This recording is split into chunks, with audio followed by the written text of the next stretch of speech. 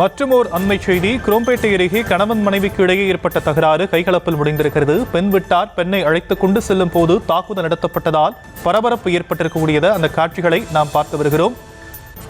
குடும்ப சண்டை, தெரு சண்டை தெருவில் வந்து முடிந்திருக்கக்கூடியதை காட்சிகளாக நாம் பார்த்து வரக்கூடிய அண்மை செய்தியை நாம் பார்க்கிறோம்.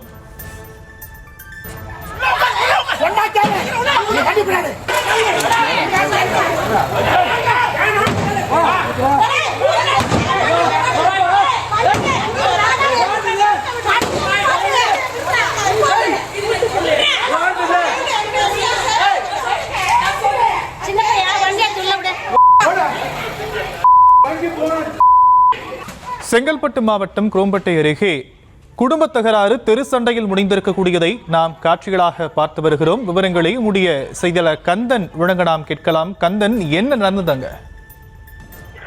வணக்கம். சென்னை குரோம்பேட்டை பகுதியைச் சேர்ந்தவர் சுருளிசாமி பரமேஸ்வரி. சுருளிசாமி காவலர் உதவி ஆய்வாளராக பணிபுரிந்து ஓய்வு பெற்று வருகிறார்.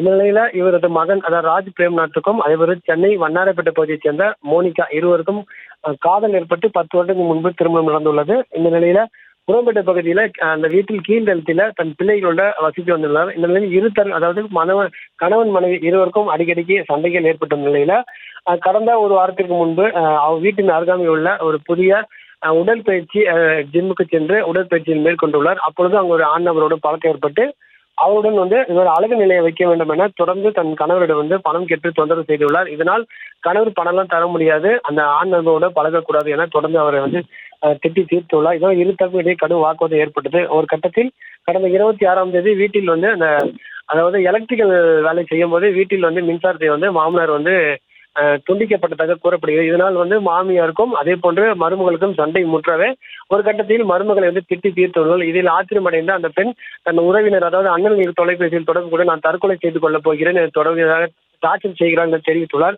இதனால் ஆத்திரத்தில் காரில் வந்த அண்ணன்கள் மற்றும் உறவினர்கள் நேரடியாக இவரிடம் கேட்டபோது அந்த வாக்குவாதம் முற்றவே இரு தரப்பிலும் கடும் அடித்துக் கொண்டனர். ஒரு கட்டத்தில் அங்கிருந்த பாத்திரங்கள், கல் போன்ற பொருட்களை தாக்கியதில் மாமியாருக்கு மூக்கில் அடிபட்டு ரத்தம் சொட்டியது. ஒரு கட்டத்தில் தன் தங்கச்சி அழைத்துக் கொண்டு காரில் தப்பிக்க முன்ற போது அனைவரும் ஒன்று சேர்ந்து அந்த காரை அங்கிருந்து அனுப்பாமல் கையில் கட்டைகள், பாத்திரங்கள் அது போன்ற பொருட்களை காரால் அடித்து நொறுக்கி உள்ளனர். இதனால் அங்கிருந்து தப்பிக்க முடியாமல் அந்த அண்ணன்கள் அந்த காரை கொண்டு அவர்களை ஏற்ற முயன்றதால் அந்த பகுதியில் பெரும் பரபரப்பு ஏற்பட்டது.